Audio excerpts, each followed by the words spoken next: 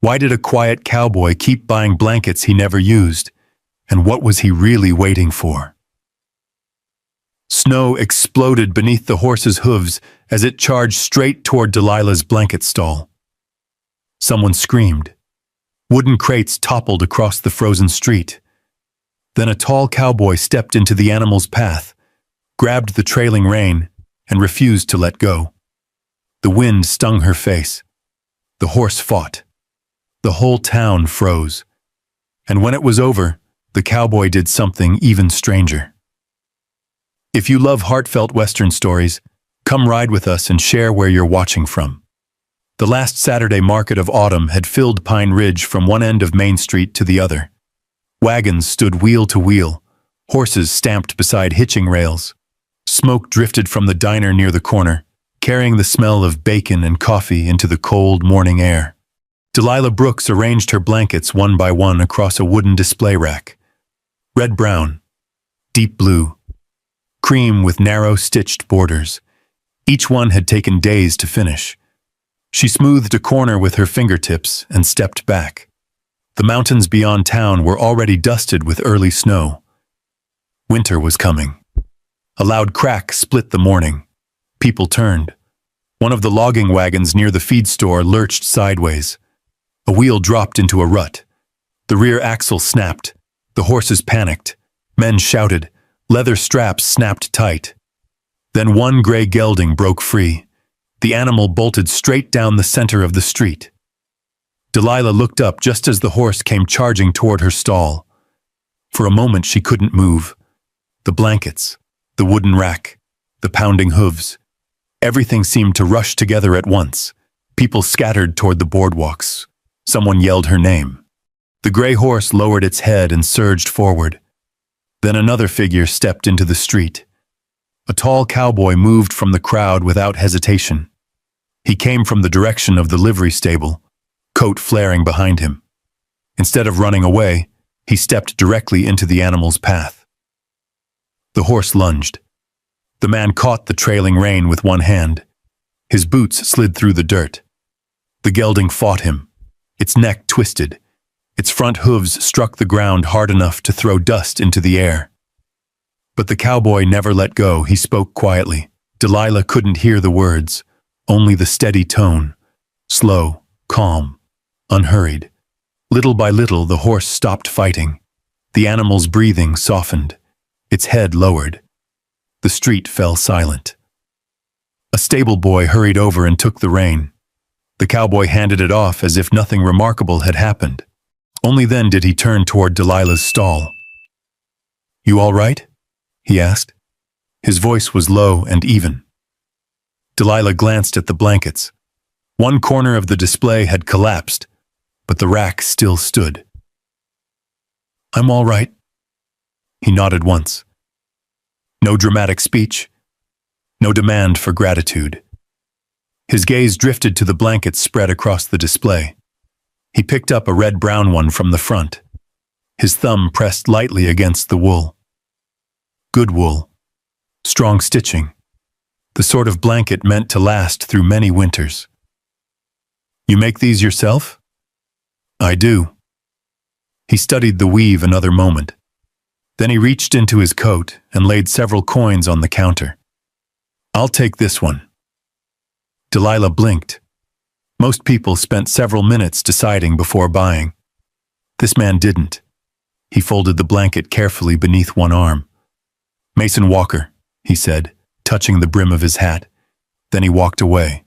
By noon, the market had returned to normal. By evening, Delilah had nearly convinced herself the entire thing was behind her. 3 days later, she saw Mason again. He bought another blanket. The next week he bought a third, then a fourth. People began noticing. Even Ruth Palmer raised an eyebrow from behind the counter of her general store.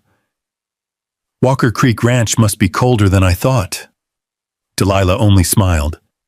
But that Saturday afternoon, while delivering thread to Ruth's store, she happened to pass the road leading toward Walker Creek Ranch. There, hanging neatly across the front porch rail of Mason's house, was the very first blanket he had purchased. not folded away, not used in a bunkhouse, displayed where he could see it every day. Delilah stopped walking. The wind stirred the fringe of the blanket. For reasons she couldn't explain, she stood there a moment longer than necessary. Then she turned and headed back toward town. Behind her, the red-brown blanket moved softly in the mountain breeze, and for the first time in many years, Delilah found herself wondering when she might see someone again. The answer came the following Saturday. The morning air carried the smell of wood smoke across Pine Ridge. Frost clung to the edges of wagon wheels parked along Main Street. Delilah had just finished arranging her blankets when a shadow fell across the display. Mason Walker set a tin cup beside her. Steam rose from it. Coffee, fresh and hot. Delilah looked from the cup to him. "You forgot this," he said. She almost smiled. "I don't believe I did." Something moved at the corner of his mouth. Not quite a smile, not quite serious either. He picked up another blanket and examined the stitching. The conversation lasted less than 2 minutes. Still, when he left, the empty space beside the stall felt larger than before. The next Saturday he brought coffee again, and the Saturday after that. Soon it became part of the morning. The market opened, the wagons arrived, the church bell rang 9 times, and Mason Walker appeared carrying 2 cups. Neither of them ever mentioned the arrangement. The people of Pine Ridge did enough talking for everyone. One afternoon, Ruth Palmer handed Delilah a sack of flour across the counter of her store. "That Walker fellow's been buying a lot of blankets." Delilah folded the receipt and tucked it into her pocket. "So I've noticed." Ruth studied her over the tops of her spectacles. "He wasn't always alone." Delilah looked up. Ruth rarely volunteered information. Years ago, she explained, Mason had been engaged to a schoolteacher from Fort Collins. The woman caught a winter fever. By spring, he was burying wedding plans instead of making them. After that, he threw himself into ranch work, kept mostly to himself, never seemed interested in starting over. The bell above the store door jingled. The conversation ended there. But the story stayed with Delilah. A week later, Mason learned something of her own past. Not from Delilah, from Ruth. A fire. A settlement lost. A young girl left with no family and nowhere to return. He listened quietly while loading supplies onto a wagon. When Ruth finished, he only nodded once. Then he stood for a long moment, staring toward the distant hills. Saturday mornings continued. Coffee, blankets, small conversations, a question about weather, a comment about snow arriving early. Nothing more, nothing less. Until the morning, Beatrice Finch stopped in front of Delilah's stall. The banker's wife wore a dark green coat trimmed with fur and the expression of someone performing kindness for an audience. She picked up a blanket, turned it over, then spoke loudly enough for nearby shoppers to hear. "Some women certainly know how to improve their circumstances." The street seemed to quiet around them. Delilah kept her hands folded. "I sell blankets, Mrs. Finch." "Of course you do," Beatrice smiled. "And some customers are far more generous than others." A few people looked away. Others pretended not to listen. Delilah felt the heat rise into her face. Then she noticed Mason standing 20 feet away beside the feed store. He had heard every word. For one brief moment she waited for him to say something, anything. But he simply stood there, silent, still, watching. Beatrice eventually walked away. The crowd returned to its business. The noise of the market slowly returned. Delilah folded a blanket that didn't need folding. When Mason approached with the usual cup of coffee, she accepted it without looking at him. The conversation that morning lasted less than 30 seconds, and for the first time since he had stepped into the path of a runaway horse, the distance between them felt wider than the entire street. The weeks that followed settled into an uneasy rhythm. Winter arrived early in Pine Ridge. The first heavy snow came before Thanksgiving. Frost crept across windows overnight. Wagon tracks froze hard in the roads. The wind coming down from the mountains carried a sharp edge that found every gap in a coat. Delilah kept working. She rose before sunrise, fed the stove, checked the dye pots, sorted wool beneath the lean-to beside her small house. If she stayed busy enough, she didn't have to think about why Mason's silence at the market had stayed with her. Saturday mornings still came. So did Mason. The coffee appeared. The blankets sold. Their conversations remained polite. Short. Careful. Neither seemed willing to cross whatever distance had settled between them. Then the weather changed. Sheriff Caleb Turner rode through town one afternoon warning ranchers to prepare. A storm was moving south through the mountains. A bad one. By sunset, the sky had turned the color of old iron. The first snow began falling before dark. By midnight, the storm was roaring. Wind rattled Delilah's windows. Snow struck the walls hard enough to sound like handfuls of gravel. She sat upright in bed, listening. Then she heard it. A sharp crack outside. Her eyes opened. The wool shed. She pulled on boots and a coat and stepped into the storm. The cold hit immediately. Snow whipped across the yard. The small shed behind the house leaned visibly beneath the growing weight on its roof. Inside were her winter supplies. Raw wool, dyed wool, months of work, months of income. If the roof collapsed, everything would be ruined. Delilah grabbed a shovel and started clearing snow. The wind nearly pushed her sideways. She worked anyway. 10 minutes later, another gust hit. The roof groaned. Then came the sound of hoofbeats. A lantern appeared through the blowing snow. A rider emerged from the darkness. Mason. He swung down before the horse had fully stopped. No explanation, no greeting, just work. He unloaded a bundle of canvas and several long boards from his horse. "You clear the east side," he said. "I'll brace the roof." Delilah nodded. The storm swallowed the rest. For the next 2 hours they worked beneath the lantern light. Snow gathered on their coats. Ice formed along Mason's hat brim. Neither complained. When one board slipped, Delilah caught it. When her lantern nearly blew out, Mason shielded it with both hands until the flame steadied. Little by little, the roof stopped shifting. The shed held. At last, they stepped inside to escape the wind. The small space smelled of wool and cedar. Lantern light flickered across shelves stacked with supplies. Mason leaned a board against the wall. Then his gaze settled on something resting atop a wooden crate. A folded piece of fabric. Small, faded, partially blackened along one edge. He didn't touch it. "That from the fire?" For a moment, Delilah said nothing. The storm howled outside. Inside, only the lantern moved. Finally, she nodded. "My mother knitted it." Her fingers rested lightly on the burned cloth. It was hanging near the door. Mason waited. She appreciated that. No pressure, no questions, just space. The cabin burned fast. Her voice stayed steady. "The only thing I found afterward was this." The silence stretched.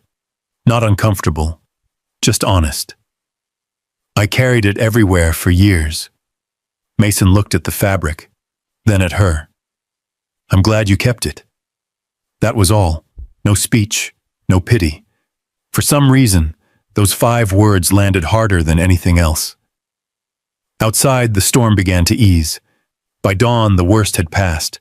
The shed still stood. The wool remained dry. As Mason saddled his horse to leave, Delilah watched him tighten the cinch strap. The sky behind him was pale with morning. For the first time since the market incident, she almost said something, almost asked why he had come. But she already knew. He had seen the storm.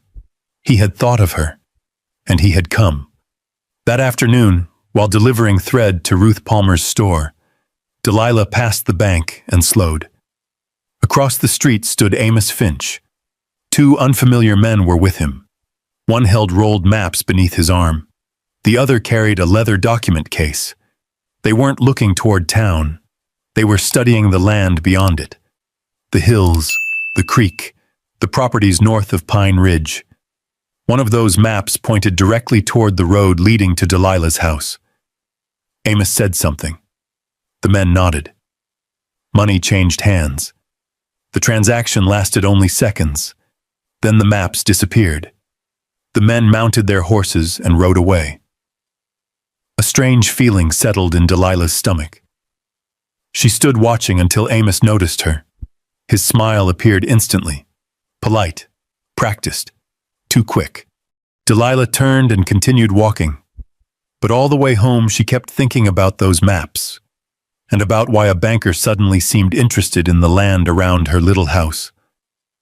Winter settled deeper over Pine Ridge after that. Snow lingered along fence lines.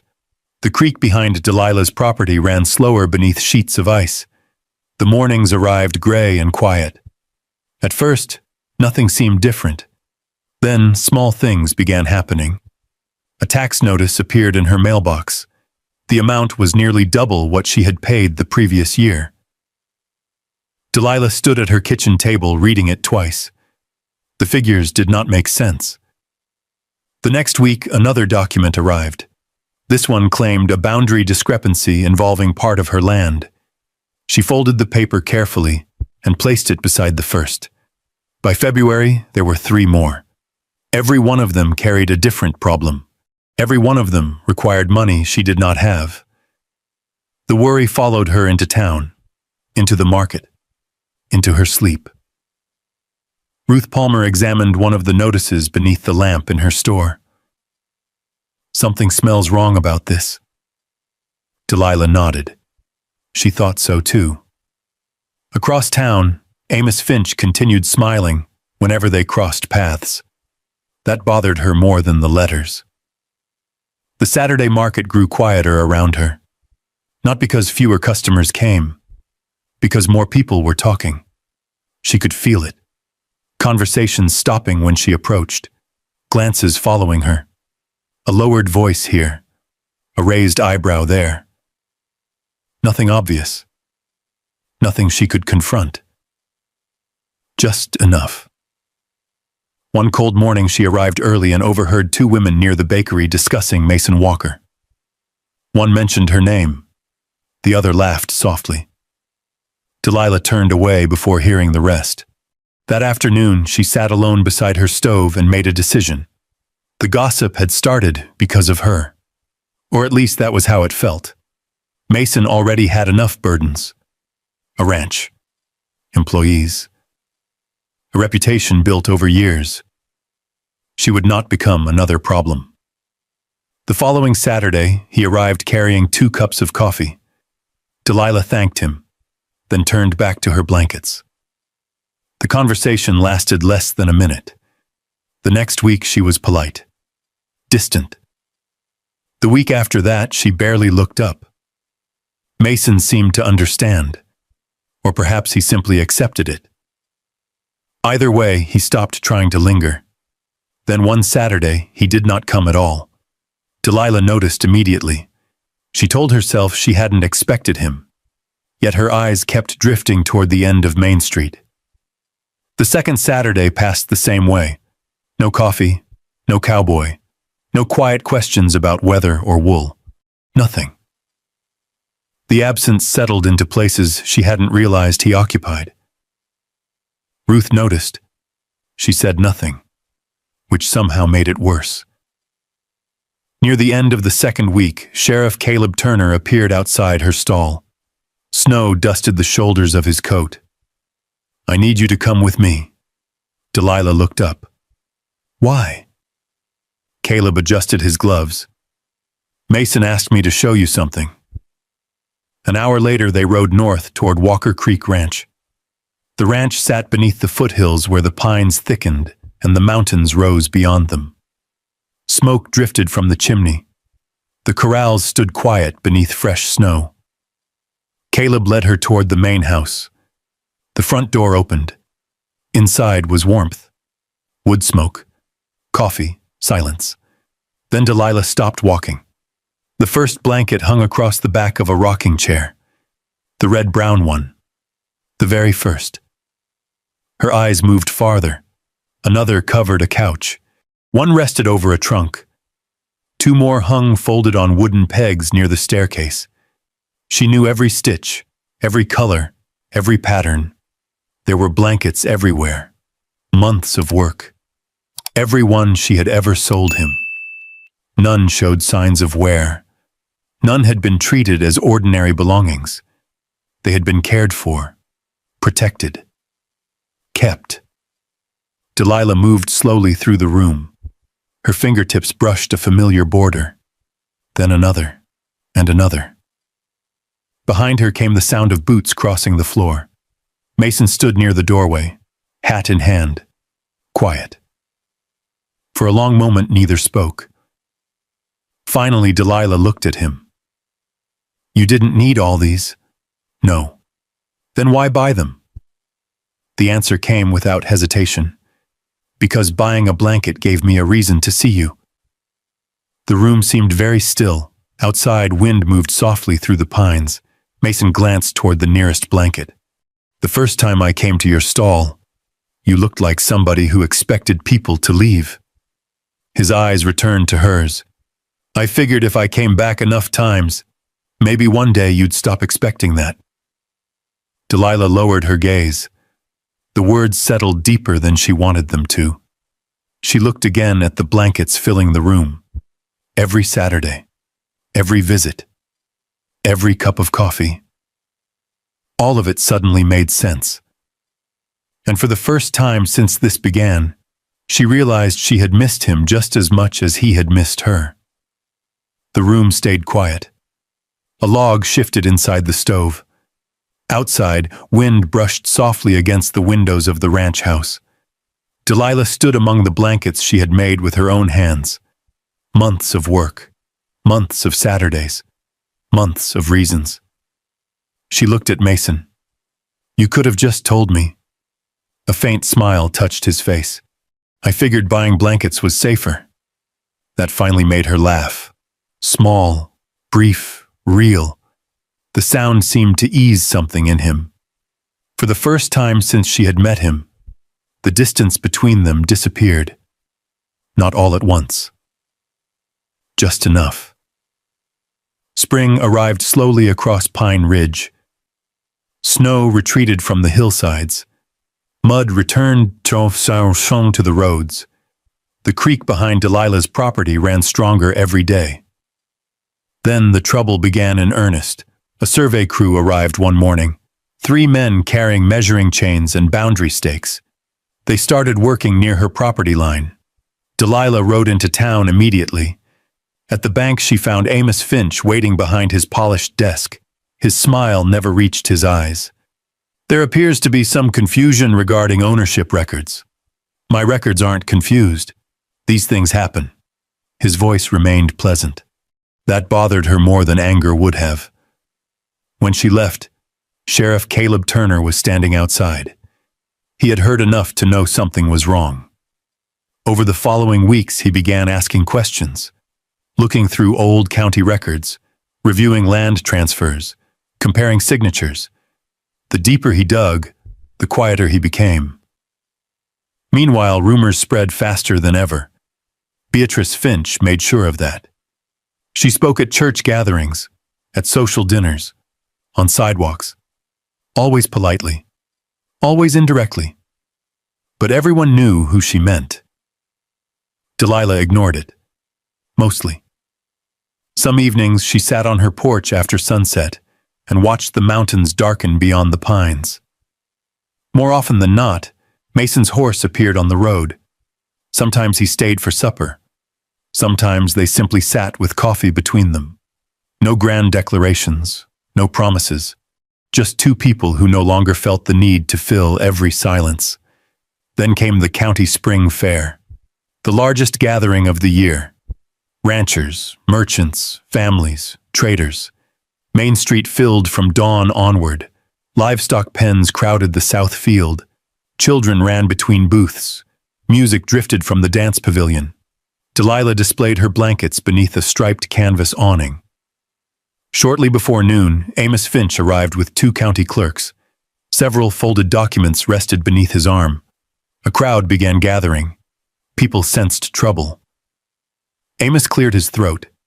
He announced that ownership of Delilah's property was under dispute, that surveys had revealed inconsistencies, that legal possession might soon transfer. The words settled heavily over the square. Delilah stood perfectly still. Then another voice cut through the crowd. "That's enough!" Sheriff Caleb Turner stepped forward. Several papers rested in his hand. Original county filings, signed decades earlier, verified copies, transfer records, tax receipts. Everything Amos had hoped nobody would find. The sheriff spoke calmly, clearly. One document after another. Each one contradicted Amos's claims. Each one revealed alterations made years later. A murmur spread through the crowd. Faces changed. Questions began. For the first time all day, Amos Finch looked uncertain. Beatrice's expression hardened, then vanished entirely. She said nothing. There was nothing left to say. The truth stood in broad daylight. The crowd slowly turned away from the Finches and toward Delilah. Not with pity, not with curiosity, with respect. The matter ended there. No dramatic confrontation, no shouting, just facts finally catching up to a lie. As people drifted back toward the fairgrounds, Mason approached Delilah. Something rested beneath his arm. A folded blanket. The newest one. The one she had never finished selling. He placed it carefully in her hands. She unfolded it. Inside, stitched neatly into one corner, was a small piece of cloth. 2 names. Delilah Brooks. Mason Walker. She stared at them. For a long moment neither spoke. Then Mason looked toward the distant mountains. "My house has been quiet for a long time." His voice remained steady. "I got used to it." He paused. "Then I met someone who made it feel too quiet."